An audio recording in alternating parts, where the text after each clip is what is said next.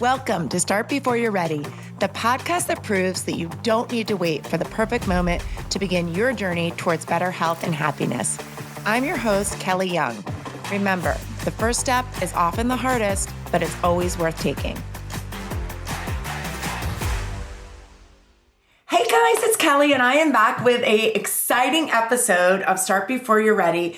Today, I have Bobby Kelly. Bobby is part of the Todd Durkin Mastermind, and we've known each other for years, but I'd say we really connected this last trip to Montana, and wow, you're going to be blown away and impressed by this guy. We've got so much to talk about today. I want to start with a little bit of a more formal introduction than we usually do because this dude's done a lot and he's got an incredible career in the fitness industry, and I want to tell you a little bit about it. So Bobby has spent more than 3 decades helping people become the strongest, healthiest, and most confident versions of themselves, long before transformation became a buzzword. He's the founder of Results Only Fitness, first in Washington, D.C., yay, and later in Phoenix, Arizona, where he built one of the country's most respected community-driven training studios, serving tens of thousands of clients from coast to desert. Known for his mix of humor, strategy, and straight talk, Bobby's mission is simple: to cut through the noise and help people create real, lasting change. Whether he's coaching in the gym, speaking on a stage, or behind a microphone, his message stays the same. You don't need perfect conditions to change your life. You just need your next step. Does this sound familiar? Is he a good person for Start Before You're Ready or what? Over the years, he's coached everyone from busy executives to retirees, first-time exercisers to high performers. Today, through his signature program, the Results Only Roundtable, Bobby helps people find clarity, momentum, and meaning in what he calls the midlife pivot. He is also a coach for the Todd Durkin Mastermind. With more than 30 years in fitness and entrepreneurship, Bobby's impact goes far beyond workouts. He's creating coaching frameworks like movement momentum, and the Roundtable Roadmap. And he's known as a champion of active aging and the belief that 65 can be the new 45. Yes. I love it all, Bobby. I love it. I love it. I love it. Well, we are here to talk about a lot of things, but before we do, I want Bobby to introduce himself to you guys and just kind of tell you what he's about. I mean, boy, that introduction, I haven't read that in a while. It makes me feel really old. I have been doing this a long time, and we were talking before we were going to film the podcast, just like, how did I get started? And I said, well, why don't I just tell the people on your podcast? So the story goes like this. I tripped into it. I was supposed to be a lawyer, and I was in college. My roommate had just broken up with his fiance, like he was going to get married. And a couple months go by, and he came to me and said, hey, I'm ready to get back into the dating pool. And I said, okay, I went to College Park, so University of Maryland grad for your Virginia, DC people. And I said, what bar are we going to? And he said, we're going to aerobics class. And I said, no, I'm not going to aerobics class. He said, there's 200 women in the room and not one guy. And I said, what time's class? So about 2-3 months in, I am going to class. And I guess for a short little white guy, I had a beat. And so the instructors came up and asked me if I would be interested in trying out. To make a very long story short, I tried out and then I started teaching for about a year. Then, much like you have to do, Kelly, we had to get some continuing education. And I was in the back of the room at an event, and it was a step competition. And I was teaching step at the time. And I'm up against the pole like this, and I'm all kind of like, these people are terrible. And I didn't know that the person who was running the program was standing right next to me. And she said, do you think you can do better? And I said, I absolutely can do better. Again, I'm aging myself right now. And she said, do you have a cassette with you? I said, yeah. She goes, you're on last. So she just called me out right there. That is amazing. I went up, I won the step competition, and I spent the next year traveling around the world teaching step. I knew I liked you, Bobby Kelly. I knew I liked you. Wow. So, yeah, I haven't told that story in a while, but that's how I got started. I just knew that being a lawyer would be nice, and I probably would have been pretty good at it, but I just really liked the music, the helping people, the activeness of what the job would be. And so it just became very evident that this is what I was going to do for a living. Now, curious, personal curiosity, how did your I know you come from a long background of teachers, and we have a huge teacher audience. So how did your family feel about lawyer to traveling step instructor? So I'm the oldest, so I was kind of leading the way anyway. And I always tease, I have a lot of administrators and teachers in Montgomery County, Maryland. And I always tease them and say, I went into the teaching business, but I actually went into it and I actually make a little money. Because every teacher I know is very underpaid and very undervalued. And for me, it's just so logical. Teaching health and wellness and change and motivation and accountability, it's really, I'm just doing it with adults, the same thing that they do with third graders and eighth graders and high schoolers. But teachers to me are just the most undervalued part of our society. And if I can do it in a different way, I just feel, and you do it as well, it's just the most important part of thing we can do is give back. That's something we agree on about the teachers being so valuable. I want to hear about DC, like when you worked in DC or when you owned in DC. So, I was working at a small studio that it was kind of the beginning of boutiques. There were still big boxes, but people were boutiquing. And I had just come off the road. I was teaching in Europe. I was teaching all over the country. And then I started teaching box aerobics. And I was lucky enough that I was one of the people at because I had won at the step competition, I was then a presenter at things like IDEA and AFA and AAAI and all of those things. I got hooked up and I was one of the first people to start the boxing craze. So I was doing box aerobics and I was teaching that. And I realized that DC was a perfect environment for a studio that was doing something like that. And so I had already been kind of the traveling trainer and the traveling instructor commerce and House of Representatives. I was working in the White House. And so I was teaching there. And I just said, you know what, it's time for me to just have a brick and mortar. So I found an old warehouse. So nowadays people have warehouses. People were not into concrete and dark and dungy back then. And I blew it up and I just put some equipment in there and I just started calling everyone I know. And then the next thing I knew, I had 350 clients and I was running classes morning, noon, and night. And you and we're cut from the same cloth. I think personal training is great. I think semi-private training is great. But there's just something about a class when you do it right. When you got that music thumping and you got 15, 20, 25 people just all on the same page and having a great time, like it's just different. And if you do it right, and I've seen your energy and I've seen what you do, when you do it right like you do, it is impressive and you can change a life. Yeah, I totally agree. I love that. Okay, how'd you get to Arizona? The short answer is I followed a girl, and when I got here, she had already had some children, so I was kind of instant dad, just add water, and I loved it. And I decided to sell the studio in Rockville, Maryland, Bethesda, Maryland, and then I came out here, and I was kind of the dad. I was in the PTA and I was going to the school and I was volunteering and I was volunteering at PE. I would go in when a teacher was sick. And then kind of word got out that like, hey, who's this trainer? Like it was right at the beginning, people started hearing about me. They saw a video I was in or something like that. And then one thing led to another and I turned my 1-bay garage into a fitness studio. And then I had to turn a 1-bay into a 2-bay and a 2-bay into a 3-bay. And the next thing you know, I've got like a garage where I'm running a studio. And here in Arizona, you can have a home business, but the county came and said, Mr. Kelly, a home business is if you're an accountant or a lawyer and you're seeing one you're seeing 25 to 30 people in your garage every hour and your driveway is you can't, this is not a home business. You're going to have to build a building. Oh my gosh. So that's when I opened up Results Only West, and it was great. I mean, I bought another old warehouse. One thing that people will know. You bought the warehouse, you genius, you? Yes, I did. You're a genius. It was one of the things that most people, I think, is super important, and I will never, ever, ever own a building for fitness. I have huge garage doors. And I had them in the first building. They were and so we had fresh air all the time. And we would go outside and we would use the parking lot if it was appropriate. To me, being in a room with no windows, that just doesn't do it for me.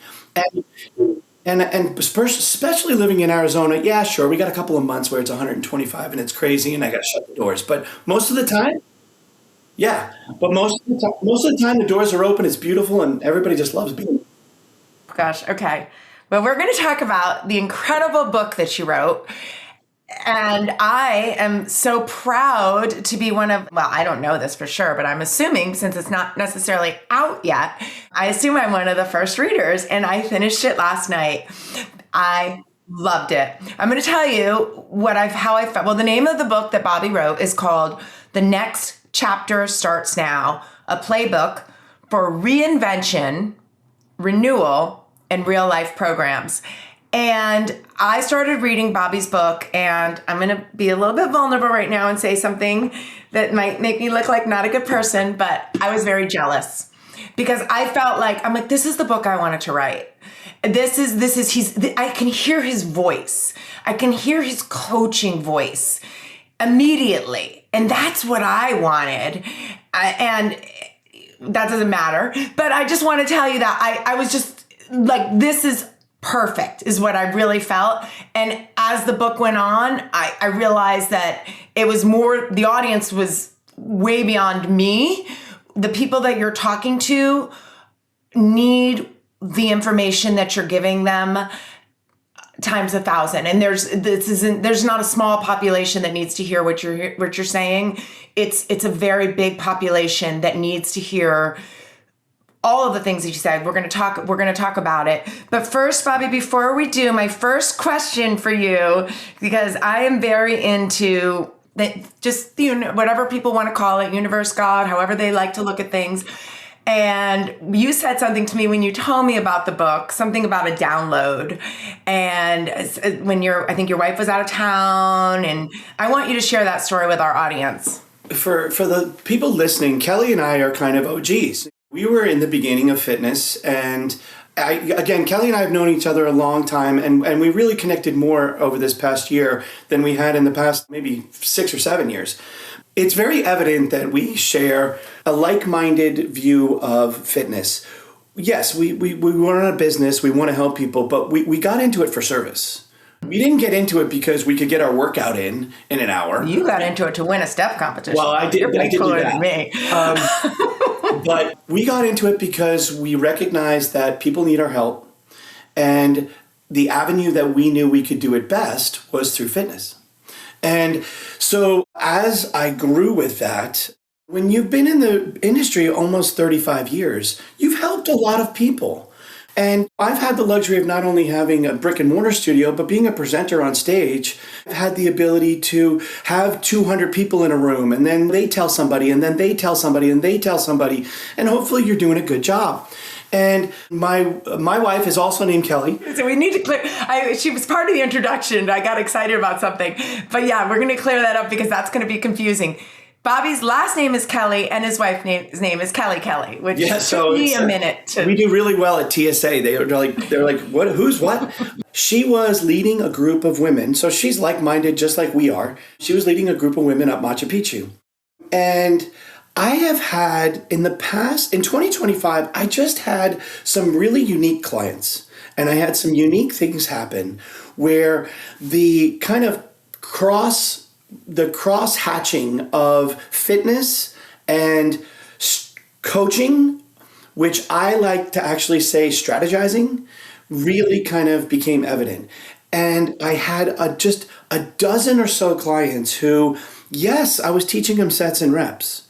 Yes, I was helping them. But where I was making bigger strides were they were getting rid of turmoil in their lives. They were burning out some demons. They were just getting rid of old cassette tapes of just these bad things that were in their head. And the real impetus was about 3 months earlier, I had lost my mom. And I knew we had always joked like who was going to go first, because my parents were in their late 70s, early 80s. But we didn't know. And my mom went pretty suddenly, and my dad here is kind of there trying to figure it out. And I went, if I can't help my dad, how am I going to help people? But you know this, Kelly, you can't always help your family.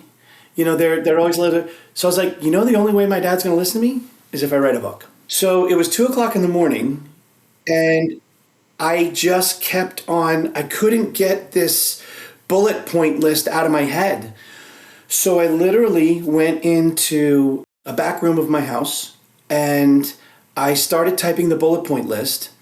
And you were very sweet to say that you could hear my coaching voice. And I'm going to tell your listeners that I've written 2 other books, and I've done them all the same way. And if you decide, Kelly, you should absolutely write another book, because this is the easiest way to do a coaching story. I walked outside, it was 115 degrees, and I paced around my pool, and I just talked it into my phone. And then I just didn't change it that much. So it sounded like me. And one of the things that I feel like I'm good at and why I've been able to be in the industry for 30 years is that authenticity you either have it or you don't. And I don't try and be somebody I'm not. And I don't try and walk a walk that I can't walk. And I also don't mind telling people when I don't know something. But if I can be helpful, I'm jumping in. Both feet, getting in the mud, and I'm going to start digging right next to the person who needs help. And so that's how and why I wrote the book. Because I was like, I've been in a lot of these people's positions before. These dozen or so people who were struggling, one with a divorce, and my dad with losing my mom. I had someone who just couldn't figure out their job. There was a litany of things that they were struggling with. And I was like, I've been there.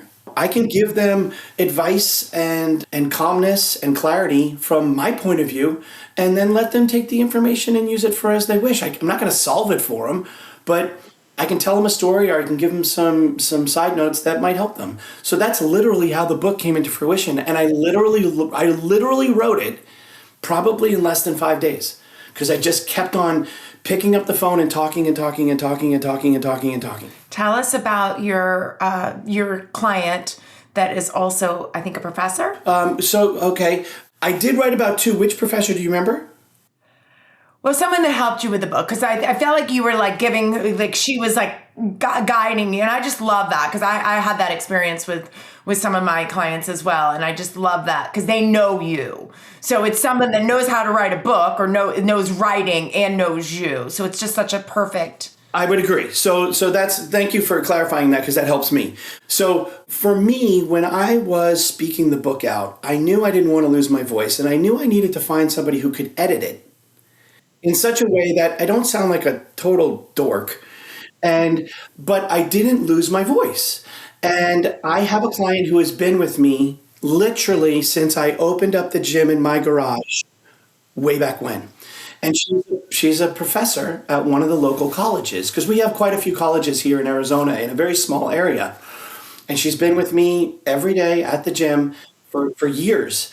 And I said, would you edit this for me? And she said, on one condition, you just let me do what I do. And I was like, okay, great. So I figured she was going to tear it up. I was going to have to make 98 million revisions. And she's like, she had to learn how to edit differently too. So very much like in my past, we had to kind of come up with a new path. She's like, Bobby, there are typos that I want to leave in. There is slang I want to leave in. Every once in a while, and it's just because authentically it's me, I'll drop an F-bomb, because it makes sense in the story. Like, most editors want to cut that out, but it's who you are. You're not dropping an F-bomb just to do it. Like, it made sense at that time because you were so passionate about trying to make somebody understand your point that we're like, are you effing kidding? Come on. Like, hey, she was great. And it really made the process very easy, because she's like, my very first book that I wrote, I put in the first 10 pages, it was only 100 pages. And I said, if you don't finish this book in one sitting, I don't think you're serious about why you picked this book up. Because the book was called The Solution.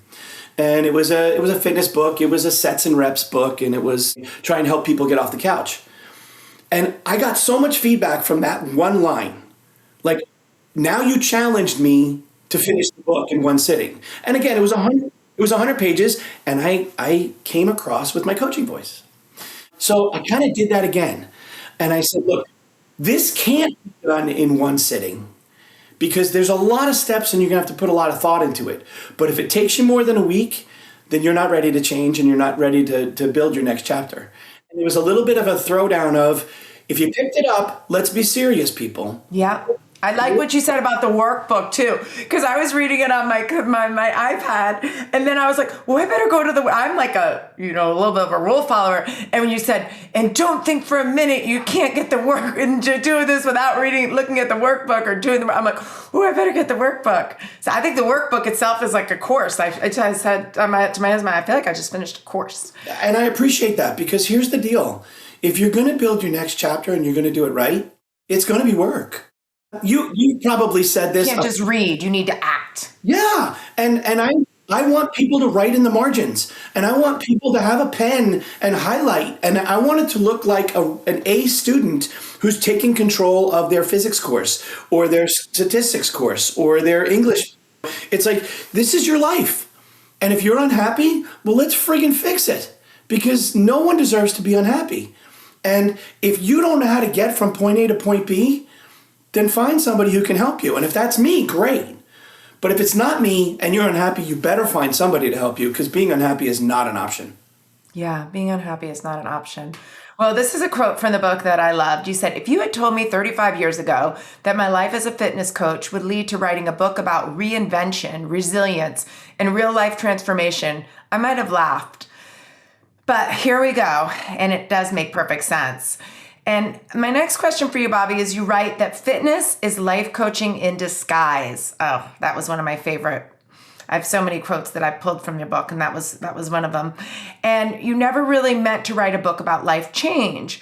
When did you first realize your work in the gym had quietly shifted into coaching people? You mentioned some of the clients that you had this year, but I have a feeling this has been going on for a while.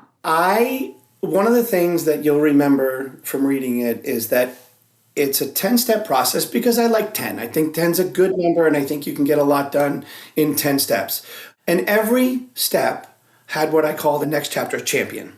And it was a real life client of mine. So it was not made up, it was not AI, and it wasn't just for effect. I didn't embellish one bit of them. But each one of these clients that I equated, and I had a really hard time choosing who I wanted to use. Sometimes it was super easy to determine who went with what chapter.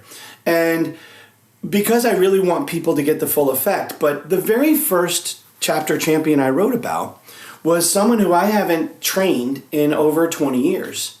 And the phone call came in, and it was literally a message on my phone saying, would you please check your email? I checked my email, and it said, do you train obese people? And I'm not going to give the whole story here because it's worth a read. But as I was like, of course I do. And he said, no, I mean really obese people. And so now my antenna's up, the challenge, throw down the gauntlet. And he was 682 pounds. And I knew this was a person who hadn't been out of bed in months, other than using a bedpan and just not living life. And I have a rule. If there's somebody more qualified, I'm going to send him. But he didn't have the funding, and he had been turned down by everybody else who he'd asked help for, including The Biggest Loser. He applied to The Biggest Loser, and at the time he was too big for The Biggest Loser because it was early in the seasons. So I went to him and I said, I'll help you, but it's going to be a journey together. And the very first thing I said to him was, here's the deal. You've shared with me that you speak to a therapist. That's good, because you don't get to be 680 pounds without having some demons. You miss one therapy appointment, I'm done with you. You got to fix that too. And so when we were working together, we would talk. We didn't talk about sets and reps. We talked about life. We talked about how he got there. We talked about some abuse he'd had in his life. And just being a good listener was helpful in coaching him. And I still talk to him to this day. I'm not going to tell you how much he weighs now, but I do put it in the book. And he is a much smaller version. But so that's probably, most people don't get one client like that. You know this. I mean, you've probably had dozens and dozens because you've been around a while and you're so effective at what you do for a living. Well, we've both had dozens, maybe even hundreds of people like this, and their stories need to be told. But their stories are not about, I got thinner, or I got stronger, or I got off my medications. I changed my life, like wholeheartedly. That doesn't mean they blew it up. It doesn't mean they got divorced. It doesn't mean they kind of ran away from this, that, or the other thing. They just had to change. And I have had a few of those, so I thought it's time to tell their stories. I love the stories. I'm a stories girl. I love people. I would love stories. I love stories.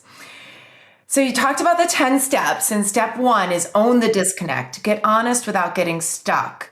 What does it look like when someone's finally honest about the disconnect in their life? And you gave some really good examples, but I'd love for you to just speak on that, because I thought that was really powerful and unique, because you were really strong about it's okay. Your life could be great, and it's okay to still want something different. You know, over the years, you've probably seen this with your instructors and yourself as well. Hey, how are you today? I'm fine.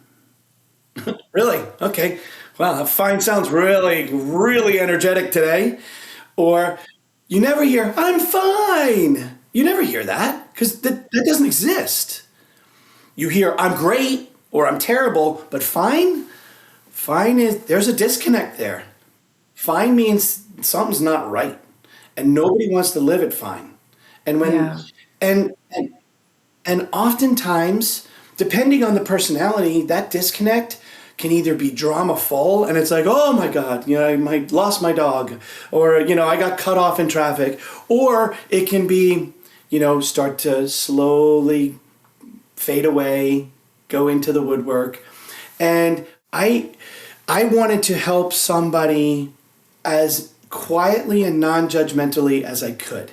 And I was already doing it in fitness. But you have to own it. You have to actually say it out loud.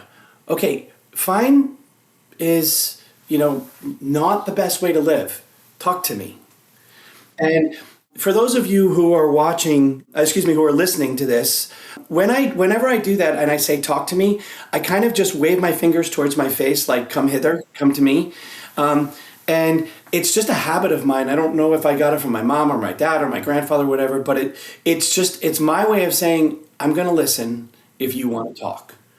And I don't know why or how, but over the years, and if you were to ask my mom before she passed, she would say, I've been like this since the first grade.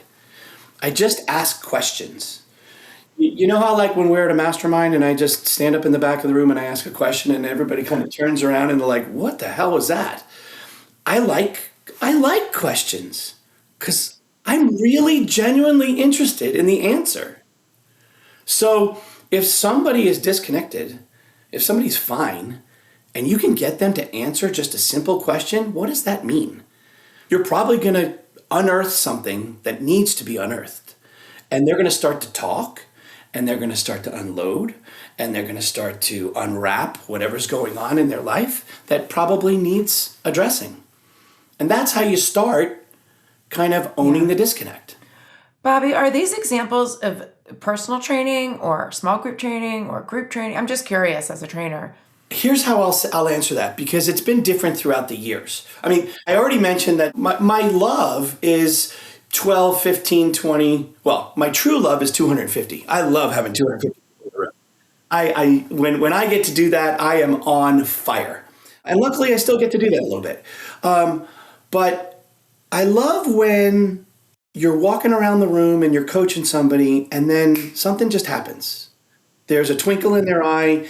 You've made them laugh, you've made them smile, but you've made them think.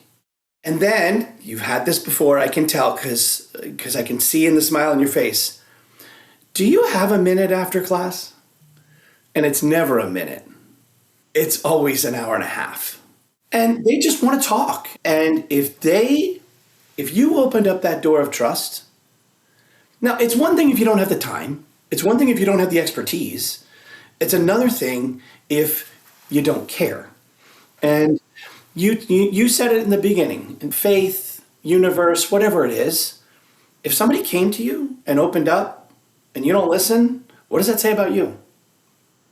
So to me, it was, I'm listening. Yeah. Yeah. But you invited them in. You did the work on the fitness floor. I see this. Everything makes perfect sense. You did the work on the fitness floor. You made them comfortable. You made them trust you. You made them know that you cared.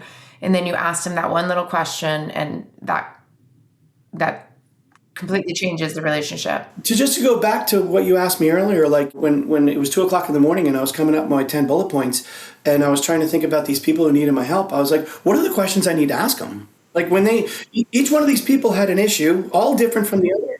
Well, what should I ask them? And then I was like, well, let's just put it on paper because they can't be the only ones going through this.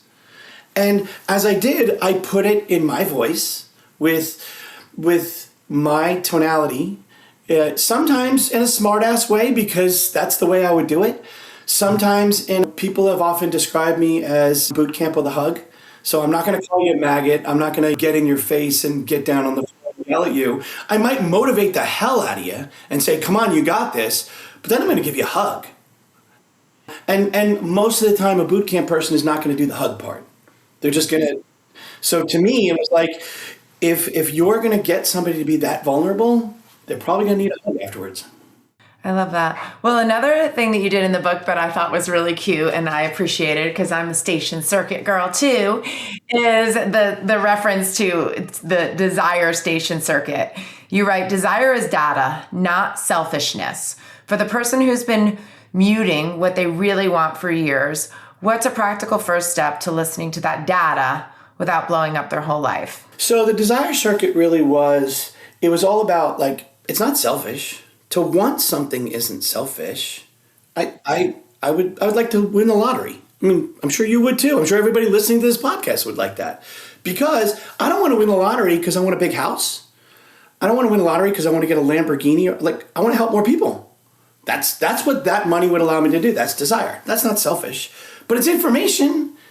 Okay? And when you do the desire circuit, the first step isn't action, it's listening. So when in the book, I have people write down, what is it that you want?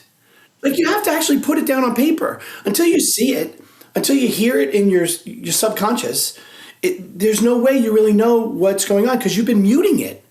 You've just been like, pause, I don't have time for that. I got kids. Oh, my parents are sick. Oh, my job is crazy. Pause. Why? You don't have value? You know, you can't have anything that you desire.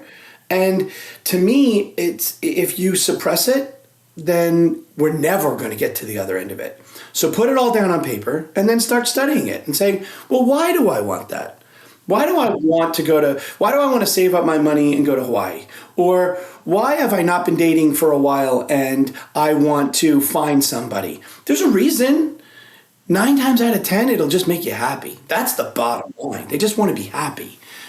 But again, why would you spend a life in unhappiness? It's not worth it. I love that. And I do want to clarify this too, because a lot of people might think like, based on the title or that it's about a career shift or changing your life. And it's not. Like you in the very beginning say, choose the category. Is it your health and wellness? Is it your creative expression?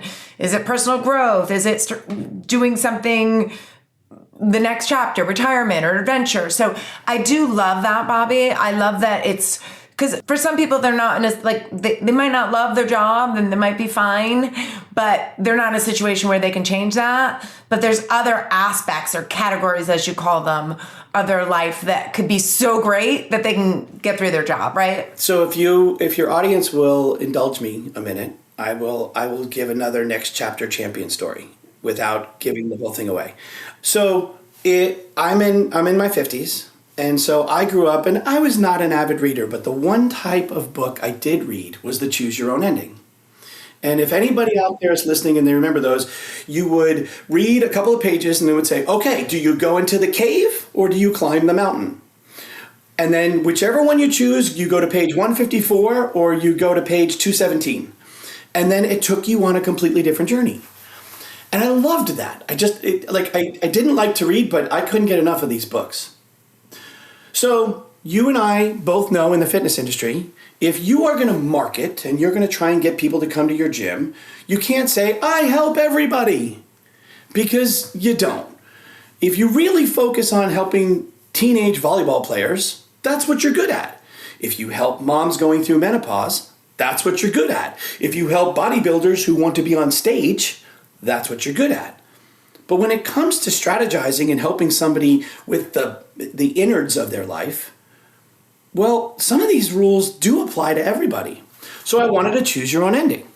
And at the time, I had a dozen people-ish, one going through divorce, one going through a career change, one going through a death in the family, blah, blah, blah, blah, blah. The questions were still the same. How do we get to the other side? How do we get out of this?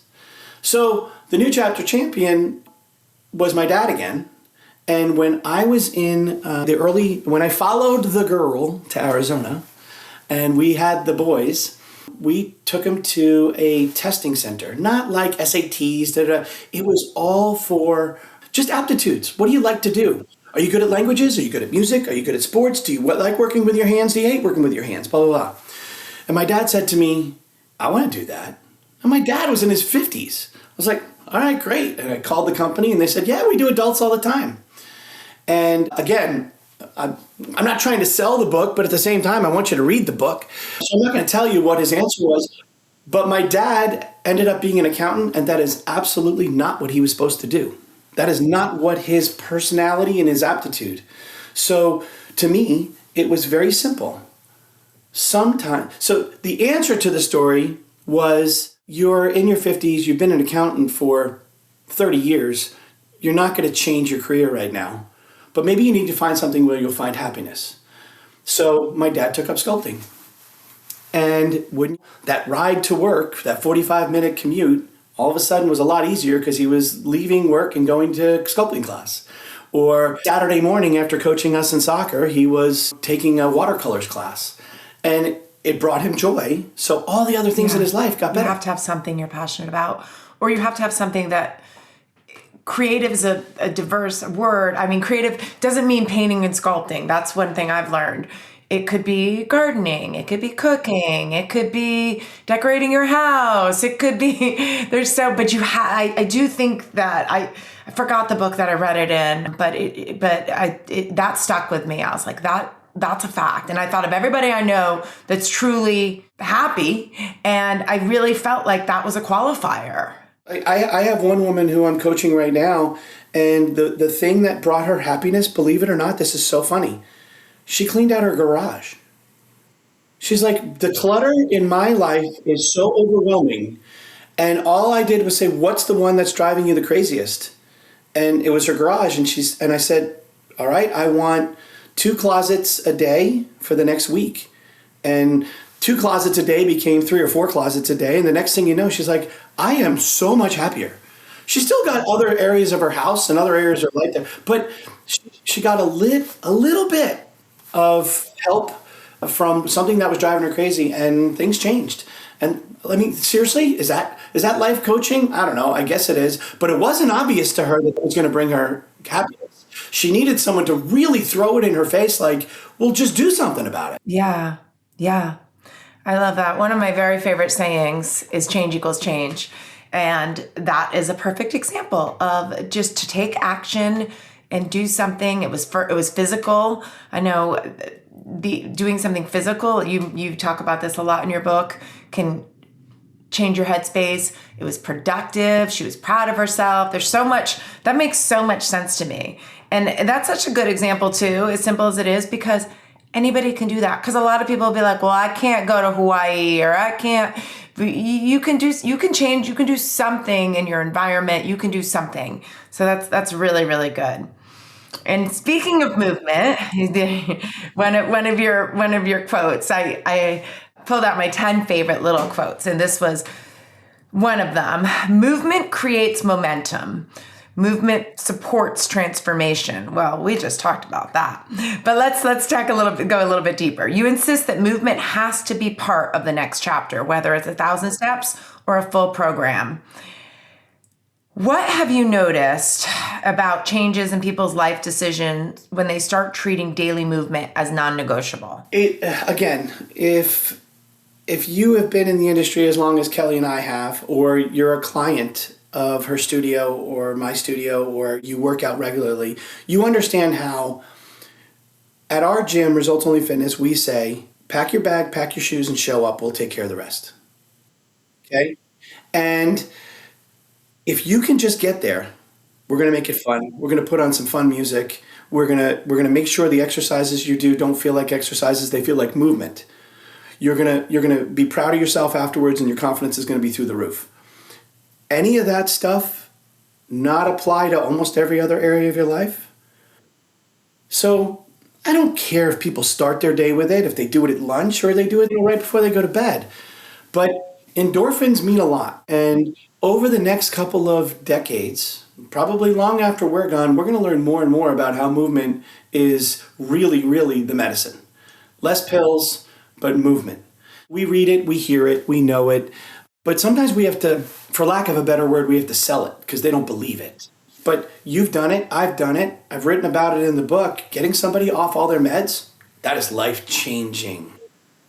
So to me, we go back to one of my chapter champions. If you're 680 pounds, are you doing a 60-minute step class? Hell no. You're walking to the mailbox, and then you're going to sit down for 10 minutes. Imagine how much coaching I had to do there. I mean, like, we could only go to the mailbox. And then exhausted. I mean, just done. So to me, if you are moving and then it's so easy to see improvement with movement too. I did one more squat. I was one more minute on the bike. I did one around my neighborhood. Like, how could you not feel good after that? So in the book, I give strength routines. I give just basic things because I'm sure some people are going to pick up this book and they're not like us. They're not like our clients who they can't start their day without going to a training session or a class. It's just, I have people in my gym, you do too, people listening. It's like, if I didn't work out today, I don't feel complete. I didn't get it done. But that's not the majority of people. And some people just need, can you just tell me how I can do a little bit? Yes, I can. And everybody has heard this, and it might be something as stupid as park at the back of the parking lot and make sure you walk from 75 spaces away instead of trying to park right next to the front door. Everybody's heard that one. But there are a million ways that we can help people who just need to get started. And I can promise you, mind change, strategic change, it all goes hand in hand with bodily change. Yeah. So good. Well, one of the unique pieces of the book is the next chapter soundtrack. I think that might have been my favorite part. And we have if you chose music that you like, we have like the same exact taste in music because all of the songs I was like, I would like, before I look down, I'm like, oh my God, yeah, perfect. So I love that. I want you to talk about that, Bobby, because that's probably the most unique part of the book. And I think, as I was thinking of my audience, I think they would love that part of the book. I just think that that's going to resonate with a lot of people. Let me tell this in a way that you, particularly Kelly Young, will appreciate, because I'm sure it happens to you all the time. We come from a day where we had to make our own playlists. Oh, yeah. We had to finely tune, like, how many seconds were going to be between the songs. And I know I'm older than you are, but like I also had to do it to the 8 count and the 16 count and the 30-second count because it had to match your footwork. Oh, I had to do that. And maybe even some of your listeners too. It was a lot of our job that we didn't get paid for. 90% of our job. Right, to manufacture a playlist. And what do most people say when you give them a crappy playlist? Well, that wasn't very good. You could have had the best choreography and the best programming in the world, but if the music sucked, they are not motivated. So you also had to get really good at picking songs. And I have a rule at my studio, and this maybe for your listeners, if you're creating your soundtrack, if you pick from a genre, you can't pick from that genre again for another 4 songs. So if you like country music, You can't play another country song for at least another 3 or 4 songs. Maybe you can do rock and roll, you can do smooth jazz, you can do classical. I don't care what you do, but you got to mix it up. And so also understand that I also had a philosophy for picking music. Let me explain. And this happens all the time, but like you really have to think about this. I would pick an Elton John song that was remade by Miley Cyrus that had a pop feel. So I had like 3 or 4 shots to make the person in the audience happy. Because they might love Elton John, they might love Miley Cyrus, they might love pop, they might like, but it's different. And so to me, it was like, I had to have that connection.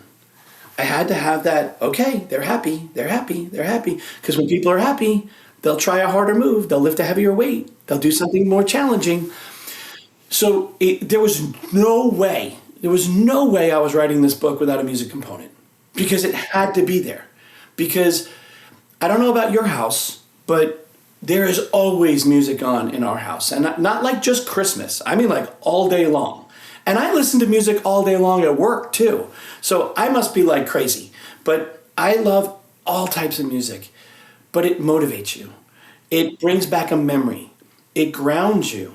It makes life make sense for a lot of people.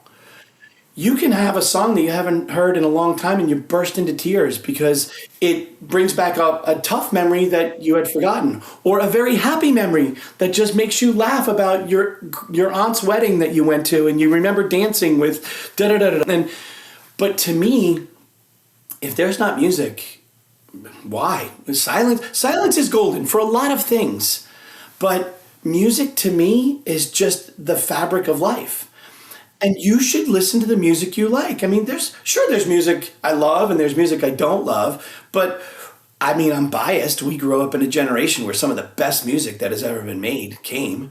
And almost every generation thereafter has stolen from it, borrowed from it. They love it though, but the younger kids love our music. That's the best thing. Agreed. When my kids play music, I'm like, oh my gosh, I'm so happy. This is all my music. Totally. But imagine I've got, again, most of our audience probably listening right now are probably between 40 and 60, maybe a little bit older. I drop a Frank Sinatra song in or something else from a former generation, and I throw that in. It'll make a 20-year-old laugh as much as an 80-year-old, because they just I've got a song that just came on the other day, and it's Dwight Yoakam singing an Elvis Presley song, and it had a beat to it, and people are like, the young people are like, I don't know that song. And I'm like, okay, well, that just shows you need to learn a little bit more about music. But it was, everybody in the room just started hopping. It's like Elvis Presley and Dwight Yoakam. Are you kidding? That's awesome. You're gonna need, Bobby. You're gonna need to send me some of your playlists. If you make, I don't know how you do it now, but you're gonna need to send me some. It's funny because to me, if you've got a killer playlist and all you do is go for a walk, you're still moved. For sure, 100%, 100%. Well, one of the things that you're very clear about in the book is that this book doesn't change your life. What you do with the book is what changes your life. And you even push people to get the workbook and revisit the steps like a circuit.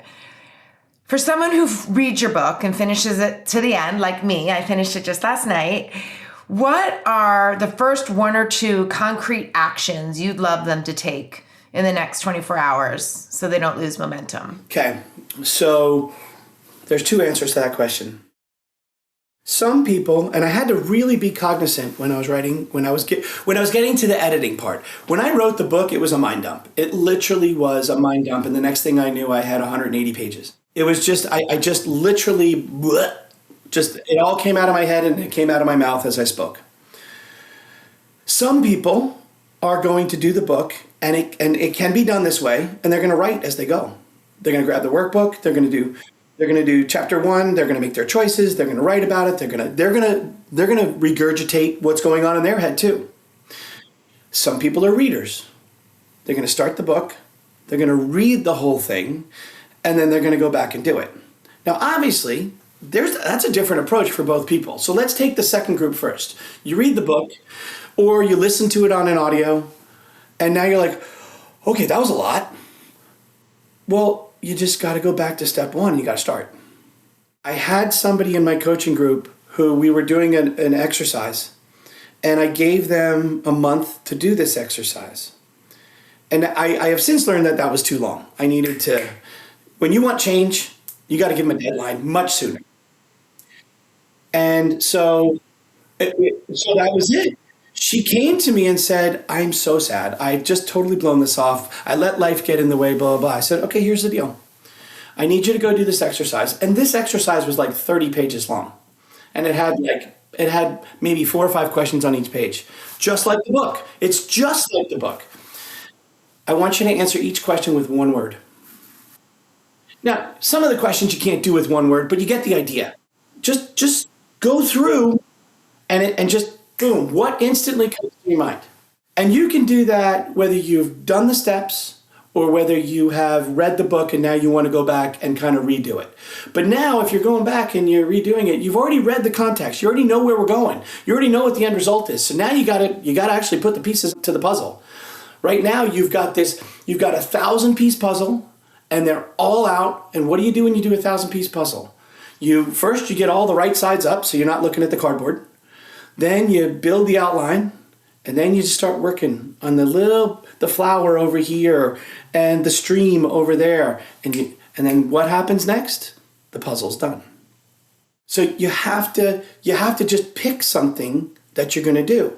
I say this in the book. You were nice to allude to it. Some people are going to read the book and they need a relationship change. Some people are going to read the book and they need a career shift. Some people just need to find a hobby because they're bored. Some people need to change jobs. Get it? There's tons of reasons why you pick up the book. Whether you read it through quickly or you do it step by step, pick one, pick two. My hope is that they do that, they find some happiness, they find some joy, they find some clarity, and they build some momentum. And then a year from now, they go, okay, something's a little off again. The same steps apply. This is one of those books that you can reread and get a different ending every single time you read it. Because you came in and you hated your job, you changed jobs, and now things are going great. Then you came in and you have been a stay-at-home mom for a couple of years, and now it's like, well, what am I going to do? My kids are off to college. The questions are still the same. The results that you want, happiness, are still the same. Now you just got to go through the steps. I think a deadline is so important. Just as I shared, for me, like knowing that we were doing this podcast today, I finished the book, lo and behold, I finished the book last night. And I would challenge your readers to take one step further. And I know everybody's different. I'm a big accountability girl. I need to like hand something into somebody or have a partner, and you make a lot of mention that in the book. Like, you have to tell somebody else about this. Like, you cannot keep this inside. You won't do it. You have to tell somebody else. And I love that was one of the pieces that I took out as well. Because it was like exactly what I believe. Like someone that cares about you, someone that has your best interest at heart, someone that's rooting for you.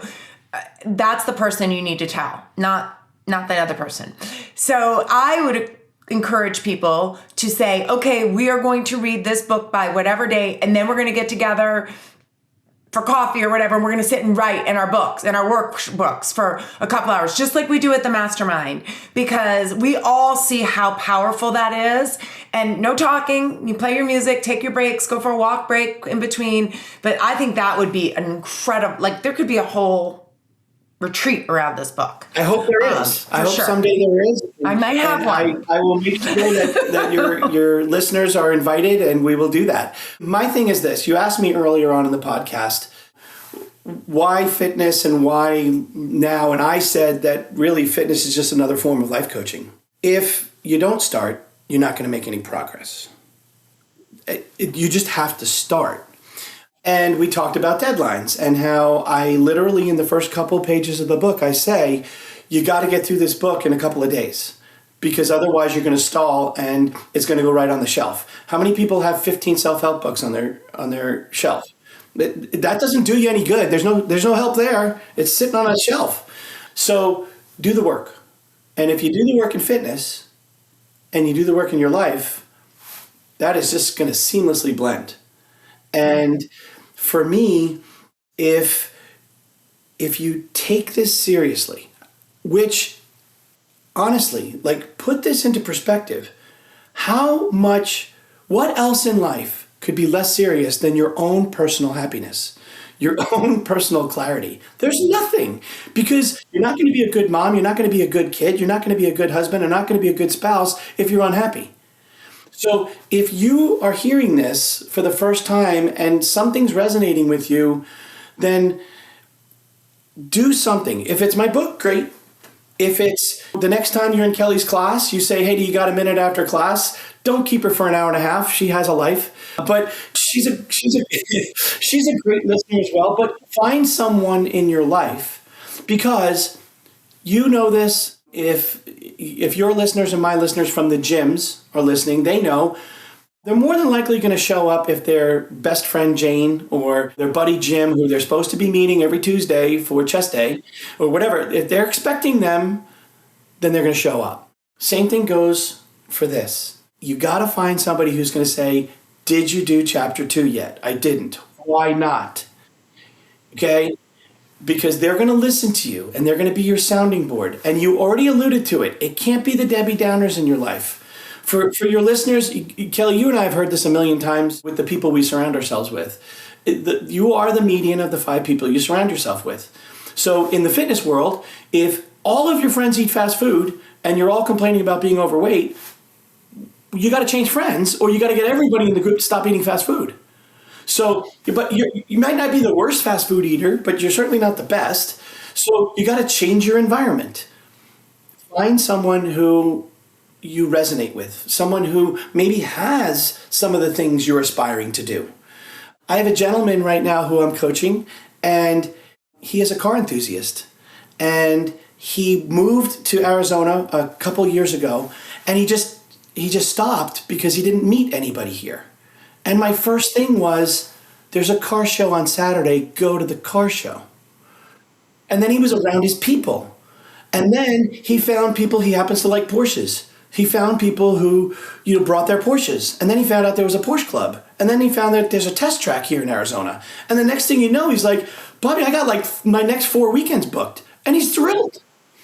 But you see what I mean? Like if you got to have somebody who's going to hold your feet to the fire to make you show up. Because sometimes you don't have that in you. Sometimes you don't have that impetus. And someone else is going to go, hey, you asked me to help you with this. So I'm doing what you asked because I'm your friend, I'm your sister, I'm your brother, I'm your whatever. And then now you got someone who cares about you, maybe in that moment more than you care about yourself. And sometimes we need those people. Yeah, I love that. Well, Bobby, it's so clear that you care so much about your members, your family, the people that you coach. And I love that you felt the calling to write this book, because I do think it's really going to help people. And I think that the Audible version is going to be, I think you said you were going to do an audit. I think that being in people's ears, literally, just like the president wanted you in his ears. We didn't even tell that story. We didn't even tell the president's story. You got to get you want me to tell the president's story, or should I make him read the book? Well, I'll tell him. You don't talk in the book. You don't talk about the cassettes. I don't go into detail, no. You don't talk about that. So let me just say that up front. So for those of you who are listening or watching, I'm one of a very select group of people who has ever trained a president of the United States. If you go back through our history, not a lot of them were fitness enthusiasts. So I had the luxury of training one. And when you train a president, or I already alluded, I trained in the White House, I trained in the Department of Commerce, I trained in the House of Representatives, I trained in lots of places. Those people are polarizing. And, if you are a staunch one side, then sometimes you hate the people on the other side. And that's not the way it should be, but sometimes that's the way it is. So I knew it didn't matter who I trained. Some people were just going to really dislike me because I trained a Republican or a Democrat or an independent. So I don't allude to anything other than this is what I did. But I was training the president's sister, and we had done some great work. And the president said to his sister, wow, you look amazing. You are strong and you're fit, and this is the best shape you've ever been. And we go back to those days. So you might be able to figure it out because I had to create the playlists. So it was long before Spotify and all the other music things that we've got now. And it was an instant hit. And the president found that he skipped less workouts, and he was inspired to get up at 4:05 in the morning before he had to go down to the sit room and worry about this or other thing. And he would get a quick run in, or he would get a quick workout in. So it kind of goes back to all the reasons of the music and the motivation and the clarity, because he needed a minute to just get his head straight before he started his day.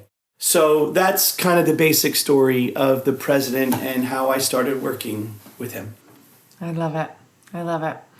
Any last words for our Start Before You're Ready community, and hopefully your results and our mastermind? And what's the last thing you want to say to everyone, and Bobby? Well, I mean, other than the fact, I don't know when the podcast will come out. I don't think you do either, but it's going to come out in the middle of February. So if you go to the next chapter, it's going to come out whenever you want it to come out. If you go to bobbykelly.com and you click the book link, you can sign up for the early release of it, and I'll tell you how to get it.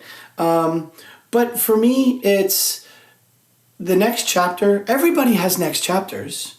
It's that sometimes, and remember, we talked about the teachers, right? If you are a 7th grade kid and you're about to go to junior high, that's a next chapter. If you are a person who's graduating college and now you have to have a full-time job and health benefits and 401ks and all of those things, that's a next chapter. If you are a person who's about to get married and start a family, that's a next chapter. If you are a stay-at-home mom, or you are a person who's retiring, that's another chapter. There are next chapters you're going to experience in your whole life, and they shouldn't be hurdles. The way I say it is, everybody has to encounter speed bumps. That's life. But you go over a speed bump. You go a little slower, you might hit the brakes a little, but they're not brick walls. You don't have to climb them. You just have to go over them. Nothing should feel like a brick wall if you have a plan. And if you have clarity and you build momentum, even if it is a brick wall, you've seen American Ninja Warrior. You can run up to that brick wall, you can step on it, you can grab onto the top and flip yourself right over that brick wall as long as you have clarity and momentum.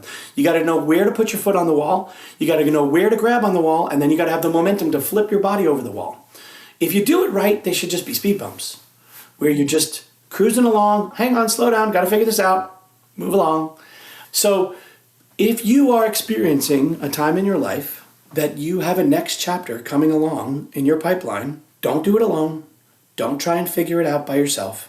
There are people out there who are good at helping you with this.